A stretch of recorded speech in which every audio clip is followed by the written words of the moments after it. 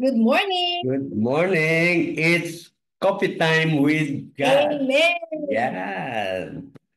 Wow. Ang title ng ating reflection for today is The Rich Man and Lazarus. Okay, so we'll start with our Praise song. Come Holy Spirit. Come, Holy Spirit, I need you. Come, Holy Spirit, I pray.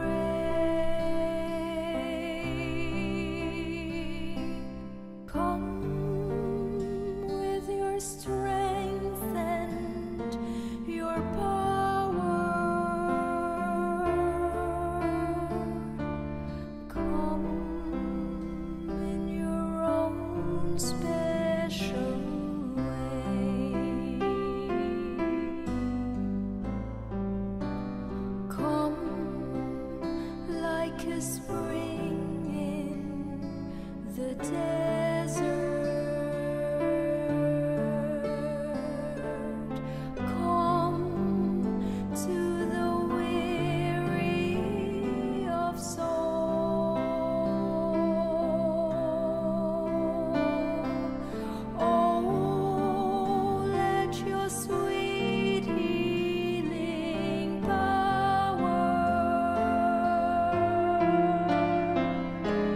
touch me and make me whole.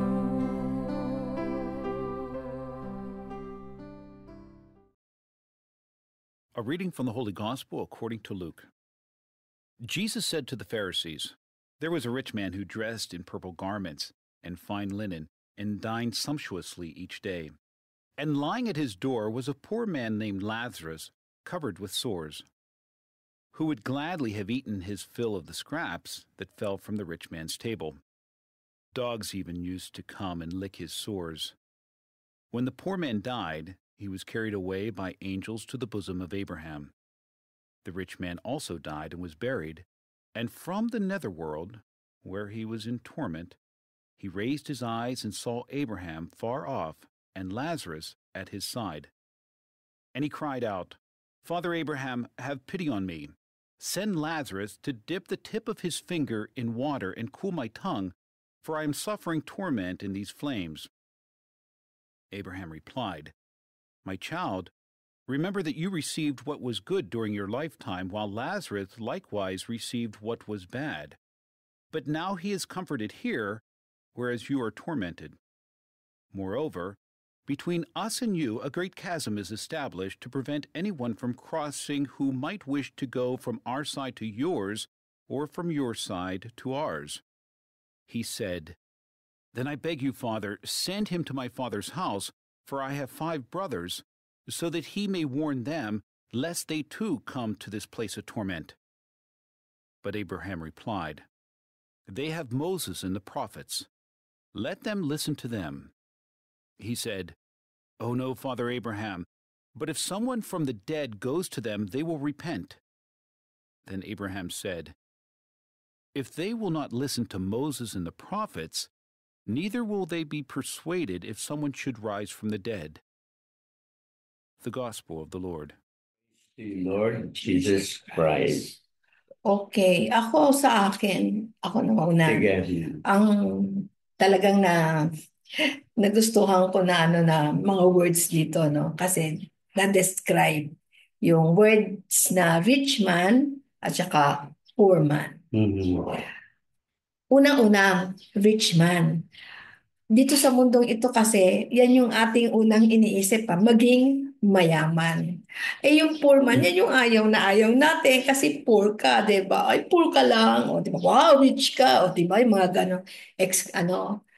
Ngayon, kaya ako, gusto ko to, no? Kasi sinabi dito, pinakita ni Lord na it is not yung riches mo ang makakapagpupunta sa langit. So, hindi ko naman sinasabing lahat ng mayaman hindi pupunta, no? Yung ginagawa mo, di ba? Like kahit na poor ka, makakapunta ka pa rin sa langit. Hindi ka kailangan maging mayaman. Kasi meron akong, may sinasabi sila na, ay, hindi muna ako magsiserve sa church kasi kulang yung pera ko, hindi ako makapagbibigay ng malaking tithes, hindi ako makakapag-donate. Yung mga ganun. Pero sabi dito, sobrang purto, ba't nakapunta siya sa langit? Kasi si God, parang pinapakita ni Lord dito, ang tinitignan ko, yung willingness mo, yung heart mo, yung motive mo, yung intention mo. And most of all, you can do all that because you love Him. You love the Lord. And when you love the Lord, the Lord loves you more. And when God loves you more, He will give you the grace to go to heaven. Kaya kahit poor na poor ka, makakapunta ka. Yung rich, siguro, nahirapan siya. Tayo nga pag mayaman, wala tayong problema, di ba? So, hindi tayo masyadong nagdadasal. So, siguro mas maraming, tingin ko mas maraming encounter yung poor man Yes, dito. okay. Amen. Explain ko na ba makalimutan ko eh. Ang sinasabi mo, yung estado mo sa buhay dito sa mundo will not matter sa pagpunta mo sa langit. So rich ka man or poor, pareho lang kayo ng opportunity. Amen. Sabi mo nga, ang importante ron is your parang level ng pag-ibig mo sa Diyos. Yes. That means you are doing what God has commanded us to do. Amen. Okay? Tama ba yan? Okay. Ikaw. Sa akin naman, ang gusto ko yung listen. Listen.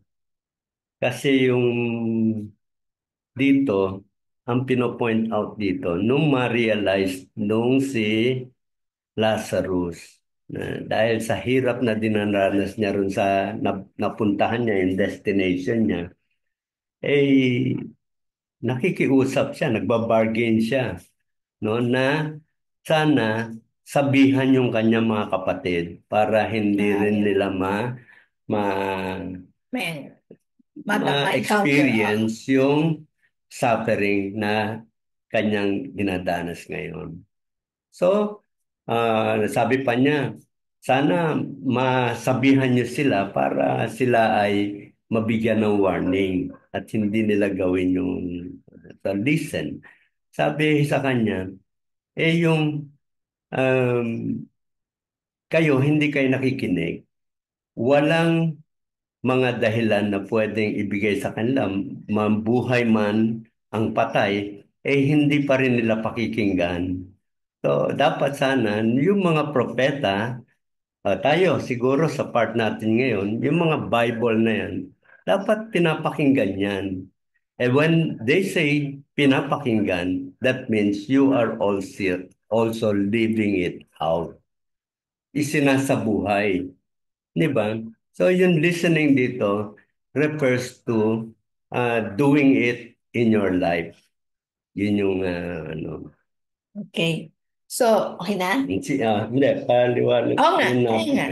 So, yung word na listen, kasi sabi mo nga na hindi mo magagawa kung hindi mo alam. Hindi mo alam kasi hindi ka nakikinig. Yeah. So, parang nakuha ko dito yung stop and pause. Diba? Mm-mm. Kung ano man yung ginagawa mo, tigil ka muna, pause ka para makakinig ka. And then, at saka yung pinakamaganda din na nabanggit mo, yung when you listen, you don't just listen. You have to live it out. Mm. Actually, kasi pag sinabing listen, with your heart. Yeah. Kasi if it is with your heart, lalabas yun eh. Fruits na yun. Mm. And then, when you listen, di ba, the Lord listens more. Mm. Kaya tutulungan ka ni Lord sa Yeah. grasya. Mm. Amen. Okay, ano ang message sa atin? So, ang message sa atin, para sa akin, na yung inaasam-asam natin na maging destination natin, mangyayari yan if we listen. Ang listen ngayon, sa time natin ngayon, no, is yung nagbabasa tayo, mga Word of God, reflecting on the Word of God, Sa misa na ibibigay na yan, may mga homily pa yan. And then, mag-a-attend tayo ng different mga recollection, retreat, so that we will be able to listen. And that would help us understand bakit natin kailangan sundin yung mga nakikita natin, nababasa natin sa Bible.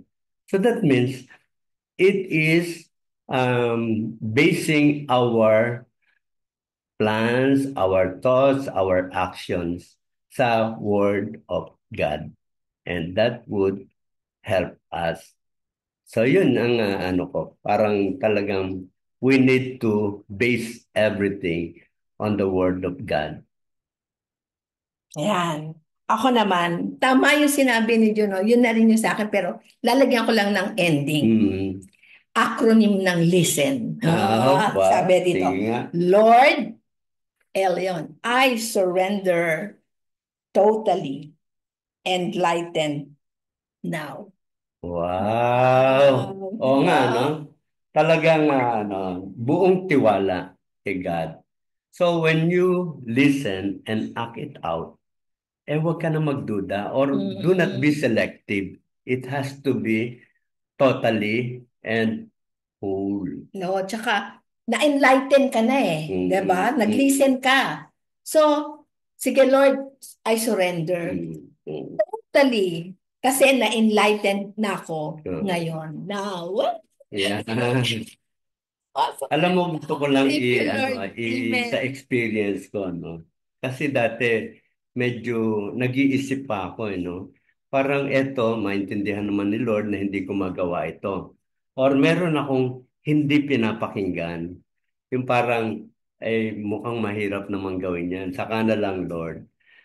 And I think sa atin ngayon, di ba? Sabi natin, so ano man ang mangyari doon sa ginagawa nating na yung mission natin ngayon, di ba? Yung pastoral accompaniment.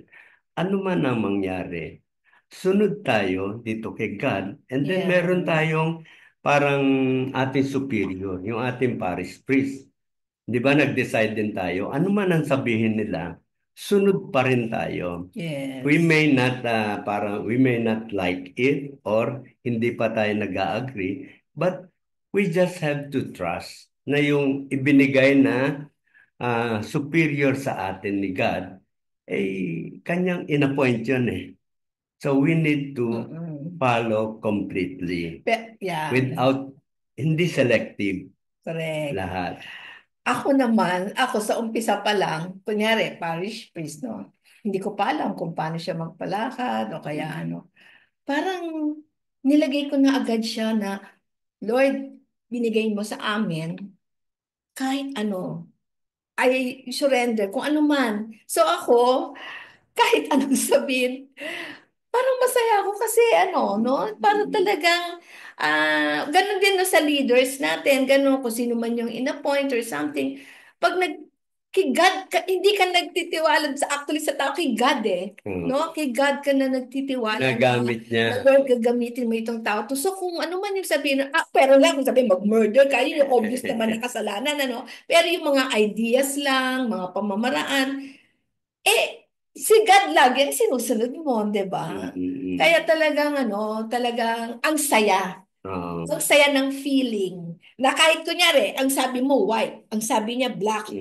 Ipis na mag-question ka, eh, sige white tayo kasi yan yung gusto ni Lord eh, 'di ba? So hindi ka na masyadong magdudwell doon. Ano din sa atin yun eh, no? Parang ano tawag doon? Healthy din sa atin yun, no? Ayaw tayo ni God mag-worry. Hindi ba yun sa Jubilee Kasalan, yung binibigay natin na paghahanda sa mga ikakasal, inaabot ng medyo mahaba-habang time. Dito, sabi nga ni Father nung i-present sa atin, alam mo, yung attention span nila maikse, and then yung lugar nila, parang lahat nabibilang nila eh. When they go to the church, meron pa silang gagastusin na pamasahe. Di ba? Yung ganon. Yun, lahat yung kinonsider. So that talagang na-compress natin yung ating mga programa. So, na-realize ko, oo nga, kung halimbawa talagang ganun ang situation, yung ano man na ibigay natin, if the Holy Spirit is with us, at kung ano man ang pumasok sa kanilang puso, sa kanilang isip, Amen. si God will continue working on it. Hindi natin Yes. trabaho yun di ba? Amen. Kaya nga Kaya- tayo, nung sabihin sa atin, ganito lang ang time, yes, Father, we can do that. Oo. Asa na lang tayo Oo. that the Holy Spirit will work on Oo. them. Parang siya na yung mag-fill up ng Yeah, ano man yung oo, kulang na oo. hindi natin nabigay. Oo. Amen. Yun yung ating pananaw doon. Yes. Yeah, Okay. okay. So, thank you for again listening. And we know that the Holy Spirit will also touch you as He always touches us to be Yes. with you this Okay. morning. And, of course, lagi tayong may kape. Yes. Amen.